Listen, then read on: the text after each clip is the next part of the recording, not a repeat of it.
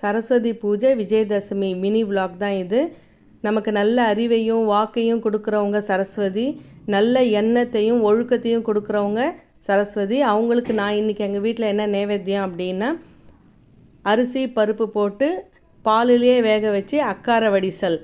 இது நமக்கு செய்யறதுக்கே 1 hour ஆகும். மெதுவாக பொறுமையாக பாலிலேயே வேக வைக்கணும்.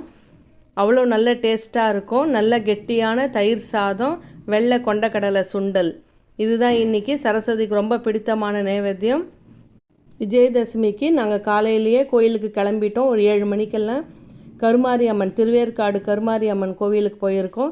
எவ்வளோ அழகாக இருக்குது பாருங்கள். நல்ல கீழே ஃபுல்லாக முளைப்பாரி வச்சு நிறைய தானியங்கள் போட்டு வளர்த்துருக்காங்க. அதே மாதிரி 9 படிகள் இருக்குது. எல்லா பொம்மையும் இருக்குது. இதில் எதுவுமே விட்டு போகலை. அவ்வளோ அழகாக அரேஞ்ச் பண்ணியிருக்காங்க. இப்போ கோயில் புதுப்பிச்சிட்ருக்காங்க. நிறைய பேர் குழந்தை கல்யாணம் வேண்டி அது நடந்தவங்க இங்கே கல்யாண செட்டு நிறைய வச்சுருக்காங்க. திருவேற்காடு பார்த்துட்டு மாங்காடு காமாட்சி அம்மன் கோயிலுக்கு வந்துட்டோம். நவராத்திரினால் 10 நாளும் கலை நிகழ்ச்சிகள் நடந்துகிட்டே இருக்குது. சொற்பொழிவு, பாட்டு, நடனம், இந்த மாதிரி எல்லாமே நடந்துகிட்டே இருக்குது. 11 படி வச்சு கொலு வச்சுருந்தாங்க. எல்லா வகையான பொம்மைகளும் இருந்தது. நாங்கள் நிறைய பார்க்காத பொம்மைகளும் இருந்தது. அதே மாதிரி மாவடி சேவையில் அம்மன் அழகாக வீற்றிருந்தாங்க.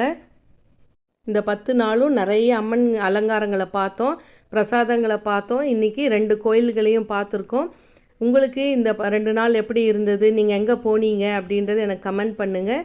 நீங்கள் புதுசாக என் சேனலை பார்க்குறீங்கன்னா மறக்காமல் சப்ஸ்கிரைப் பண்ணுங்கள், லைக் பண்ணுங்கள், ஷேர் பண்ணுங்கள்.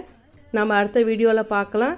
எங்கள் டியூஷனில் எப்படி நாங்கள் விஜயதசமியை கொண்டாடினோம் அப்படின்றது, பசங்க என்னென்னலாம் என்ஜாய் பண்ணாங்கன்றது அடுத்த வீடியோவில் பார்ப்போம். Tata, bye by.